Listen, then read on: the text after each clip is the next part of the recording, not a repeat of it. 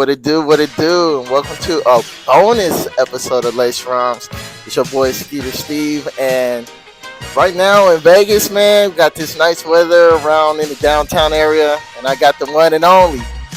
And I'm gonna just tell y'all, this man has been making a lot of noise in the scene. So if you don't know, now you know. This is the one and only, my boy Tope, man. What's up, dog? What's up, man? How you doing, man? Great, bro. I'm great. Man, Coming up. man.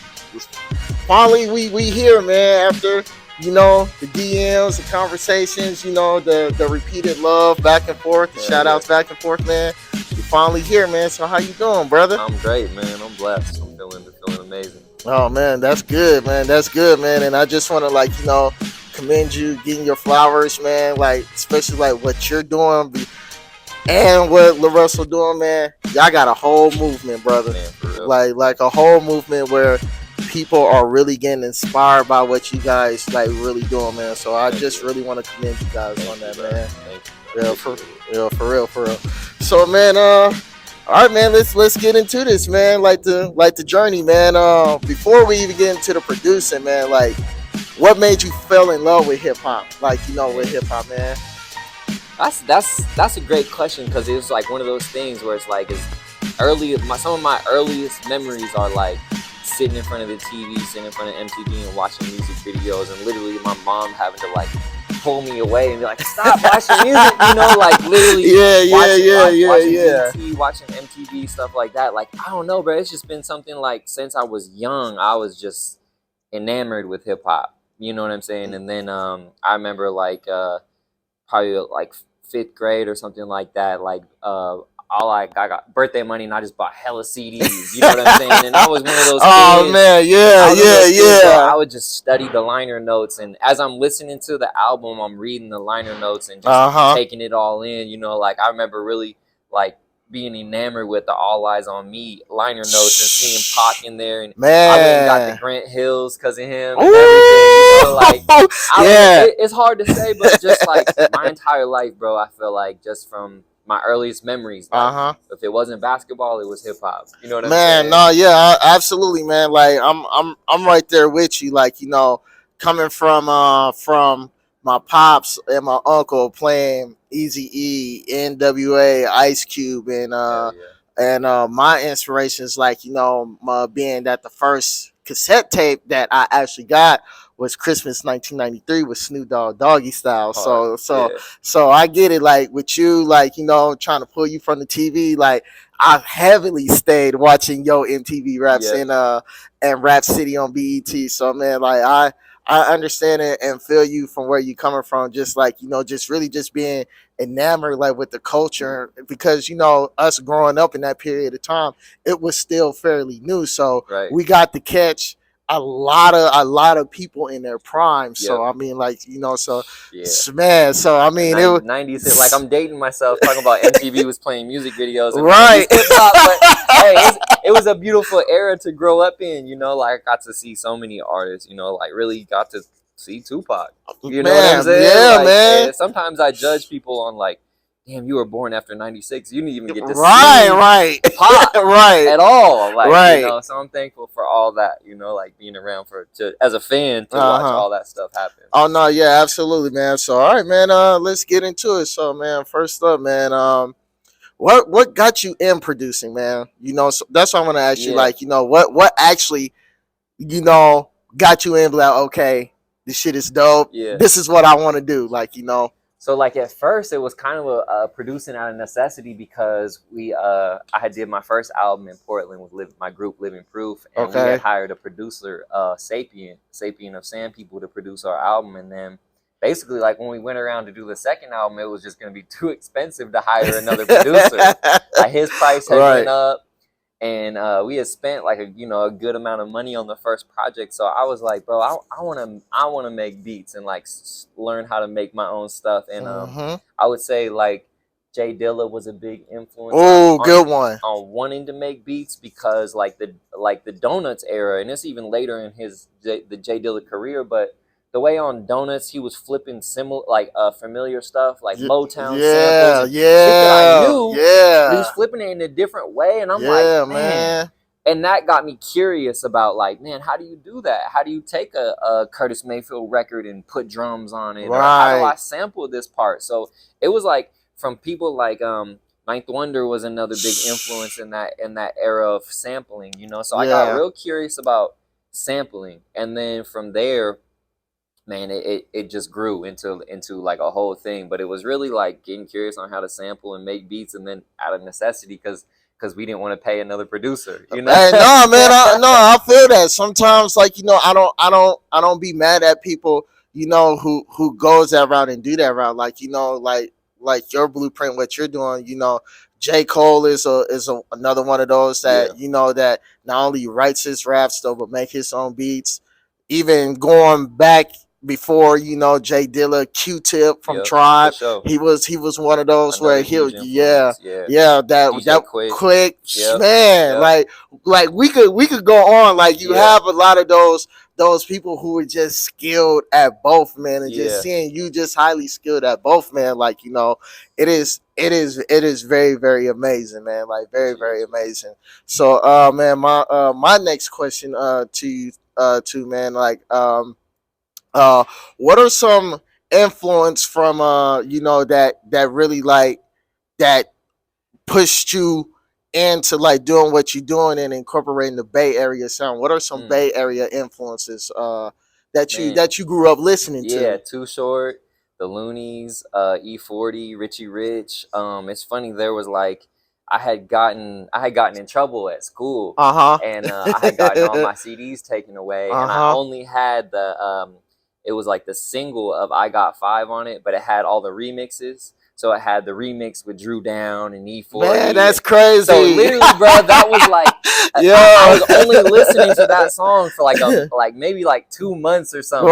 My entire life was I Got Five on it. Like that was my only CD. And you know what though, too, that CD, not only that song though, but that album Operation Stackola is very, very underrated. For sure. Yeah, a lot of people like don't speak enough on that album. Like that album, like that did something for me. Like, you know, even though growing up in Vegas, but I was always tapped into the Bay Area sound though. But and it's funny because I grew up in Portland, so it was like I was listening to all these Bay Area artists, but I didn't realize that they all came from one region. And I don't even really remember how I gravitated. I think I really gravitated to a lot of those artists from that I Got Five on it remix, because there was 40, there was Drew Down, you know what I'm saying? All these people Richie Rich, all these people where I was like, oh, let me go check out his tape. And they all had dope albums at the time too. So it was like that really stemmed a whole lot, you know, like that whole thing. So it's funny, bro. The Bay Area influence has been like heavily in me, and I didn't know. You know? And then of course moving to the Bay was really like a whole nother, like, you know, I got to really take part in the culture, go to the parties, see how some of these, you know, Mac Dre and E40 and Too Short songs and really affect people when they're outside and at the parties and you know, just catching on to the different tempo and the different, you know, the different feel that the Bay Area has as opposed to like the Northwest sound. You know? Absolutely, because other than Southern California, like Bay Area has this, and I still feel like has its own distinctive sound. Where it's all like, okay, when you hear some, that's the Bay. That's definitely the Bay. And even though you have some people that didn't use that sound, but still you knowing that they're from the Bay, like Souls of Mischief, like one of my favorites. Sure, like, you know, they didn't really use the sound as much, so but you could hear the style and the influence, and them letting them know, okay, we're from Oakland, California. Bro. So just them just still champion the Bay Area and just champion the culture and the sound, man. It's just amazing. Very, very amazing, man. And that was like another layer. Like when I got to high school, it was Pyro, Living Legends, Soul Nation, it was all those dudes. And then again, they happened to be from the Bay. Like it was like Black Alicious, you know, all those dudes, like they were like around the Bay Area, you know. So it's just like, man, I don't know. It's like meant to happen or something. I don't know. It's crazy. No, man, exactly though, man. But I mean, I love it, man. I definitely love it, man. So man, now my next question, because you know, like I seen you, you know, doing your thing on stage, and even just with your music and your production. how did you and LaRussell meet? Yeah. Like, yeah, man, how did that happen? Very organic. Like, I had seen some of his content, maybe like 2019, 2020 before the pandemic. And I remember he was going by Toda Shakur at the time. Okay. And I remember telling my friend, like, man, there's this kid in Vallejo, bro. He's hella dope. Like, I just saw like a couple pieces of his content.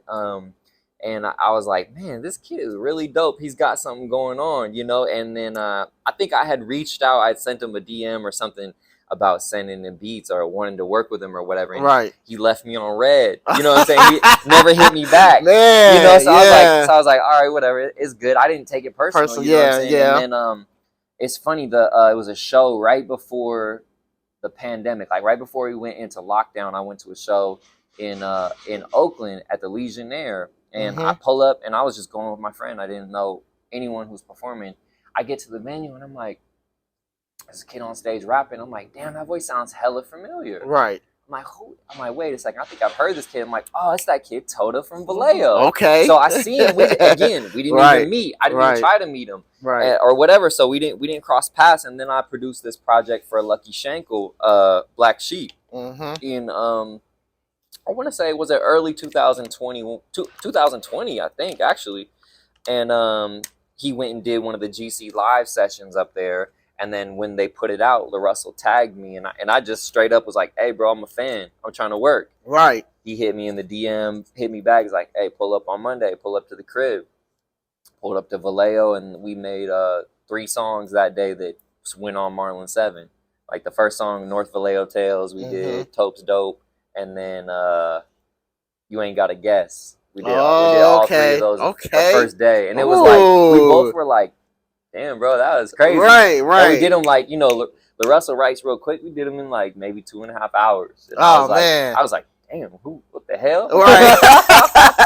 No, but it sometimes it be like that where it's so like, you know, like it'll be some time where you run into each other, and then like once y'all finally meet and once y'all finally mesh and the chemistry start going, like it just the work just start going like non-stop, and both y'all just flowing, y'all bouncing ideas off of each other, man. So man, that's lovely. Yeah, I think it's a testament to like that perfect timing, because if we would have met maybe the year I originally reached out, my production might not have been ready, or he might not have been ready, or whatever. So it's like we talk about this shit all the time, like, bro, everything happened the way it was supposed to happen. And me, like, I've learned over the years not to take that type of stuff personal, because it's like, absolutely, sometimes I see a DM and I'm in the middle of something and I'm busy, and then I don't even, you know, I don't mean to leave it on red, but I might, you know. So like that's one thing for producers, I think, to take is like, bro, don't take it personal when an artist hits you back. Like,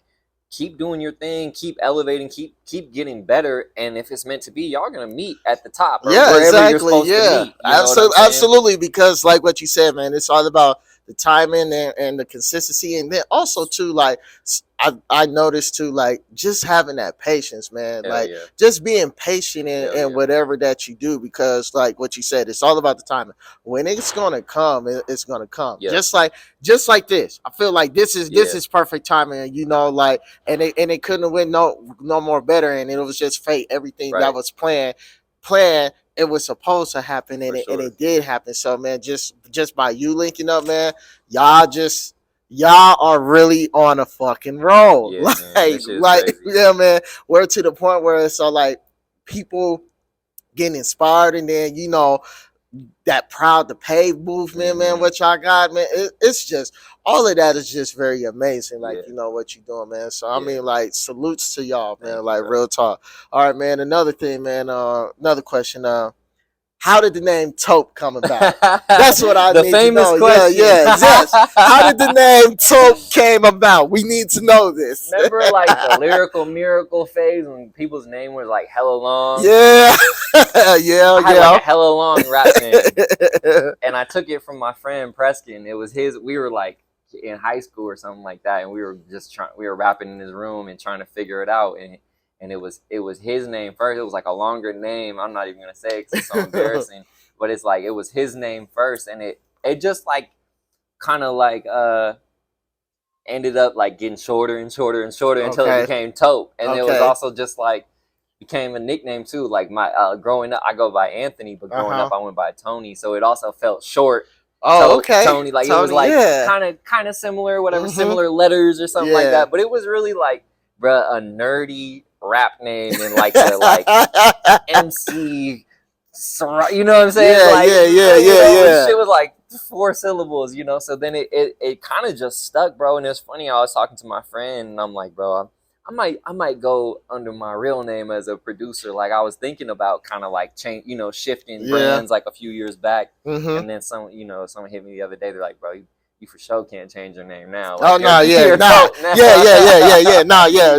in. Yeah, you locked in, bro. Like, can't even allow that, though, man. Yeah, but to be honest, it's funny because people ask me that all the time, and they'd be like, "What does your name mean?" I'm like, "It has no meaning." And the other part is, I didn't know it was a color. When I said taupe, like I had no idea that taupe was like a color too. So I'm like, I hope people don't think it's like a play on me being white. Like I'm like, right, because it's not. Like I didn't even know it was a color. Right, like, right, bro, that would be hilarious. So. No, man, but I mean, that's what it makes it even better, and it makes you stand out as a person, and as a producer, as an artist, and even just everything in the culture. So like that, personally, for me, I think the shit is fucking dope. Yeah. And then like how you have the colors behind the name, just make it more immaculate, bro. So I mean, like that's real dope, man. Yeah, so Tope is here to stay. Yo, yeah, man. No, yeah, absolutely, man. So who are some people other than LaRussell you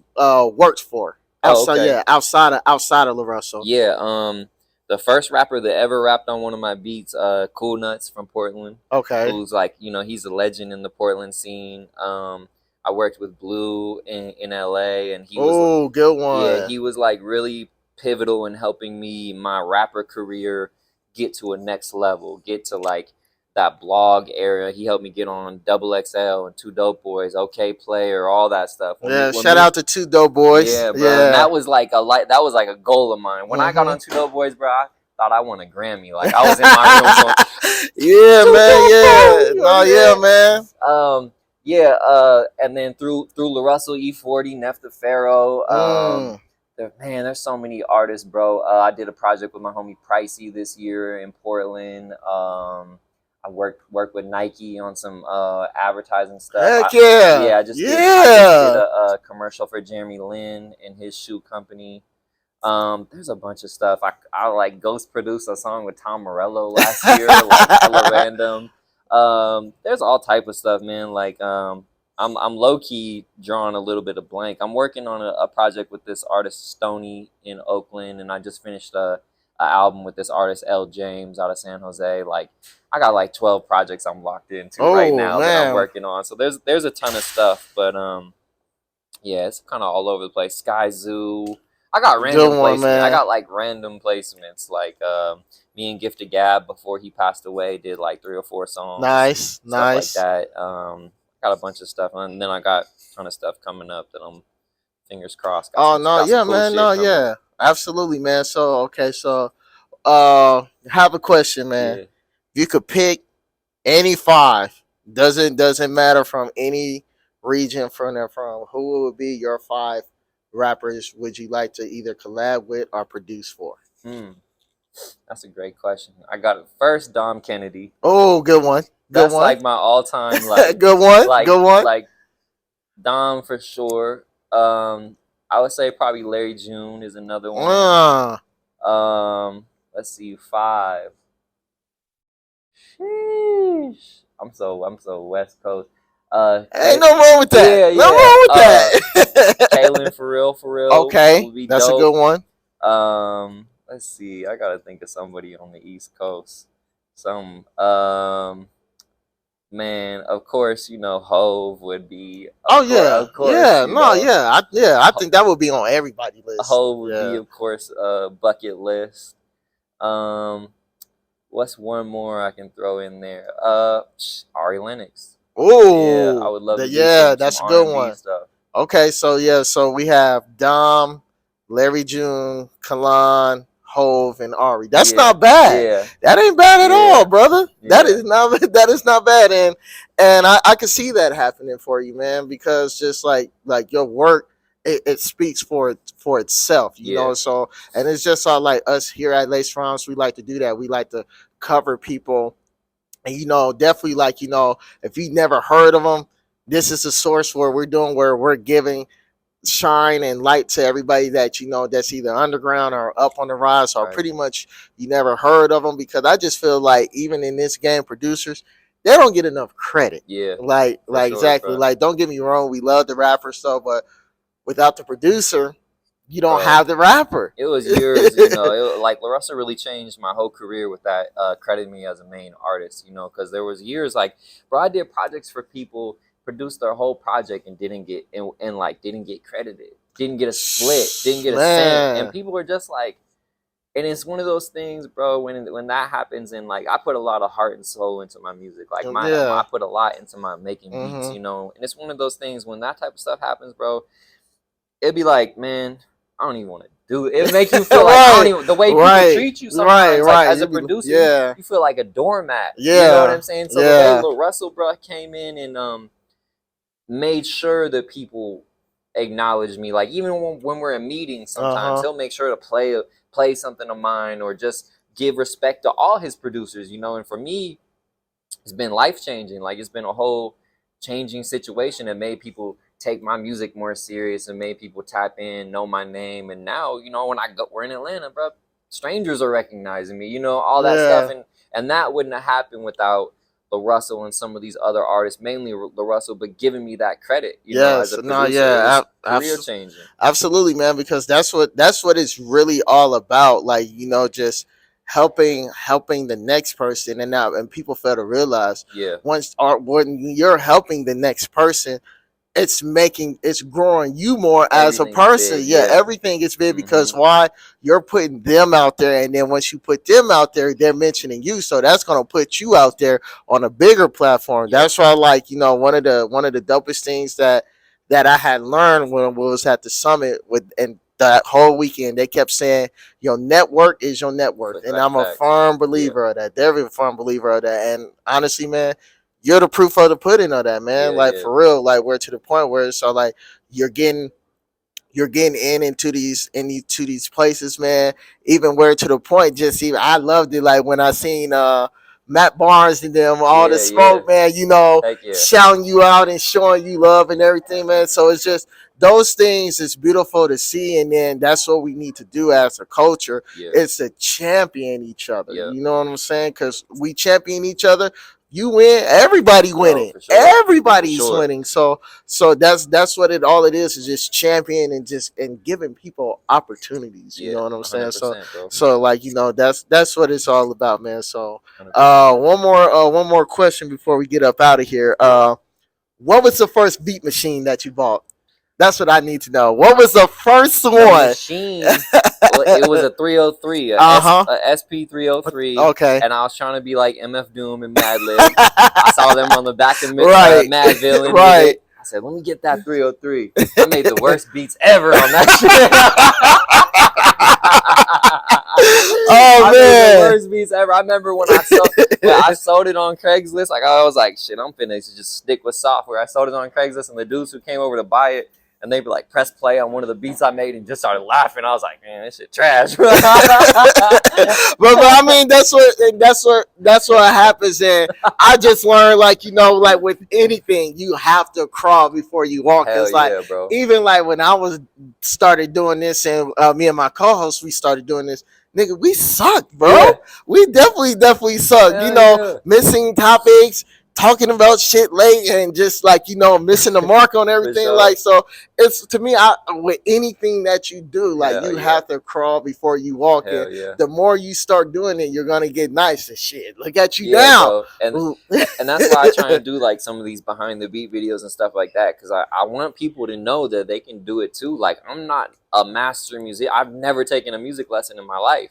Everything I play by ear, everything I've learned off YouTube. So like, part of my message is like, man, if I can do it, you can do it. Absolutely. You know, like that 10,000 hours type of thing. Like, I feel like I put in 30,000 hours, you know what I'm saying? But I put in hours to get better because I loved it and I wanted to. Like, I wanted to get better, you know what I'm saying? But that's one thing I preach to people, especially with production. I'm like, bro, you can do it. like, you know, you can do it. You just got to take the time, study, and you know, watch people and pay attention, you know. But I feel like everyone has a little bit of natural ability inside them. Oh no, yeah, man, absolutely, man, though. But man, yeah, we coming to a close, man. I just want to say, man, thank you. Come on, bro. Yeah, man, for doing this, Appreciate you. man. I definitely appreciate you for doing this, man. Because like just for me, I've been a fan, been following you, Hell and yeah. just the music that you're doing and the beats that you make, and then just also too, thank you for coming on my platform, Yeah, like bro. because that's what we do here at Lace Roms, really for the culture and by the culture. Yeah. So, man, I just want to just say thank you, Come brother. on, bro. I Appreciate you, appreciate you, dog. man. So yeah, man. Likewise. Before we get up out of here, where they can find you at, man? All social media, it's Tope, ITSTOPE, it's Tope.com. Man, tap in. Let's get it. Yes, sir. So, man, this your boy Skeetersteve. Lace Roms, we out. We out.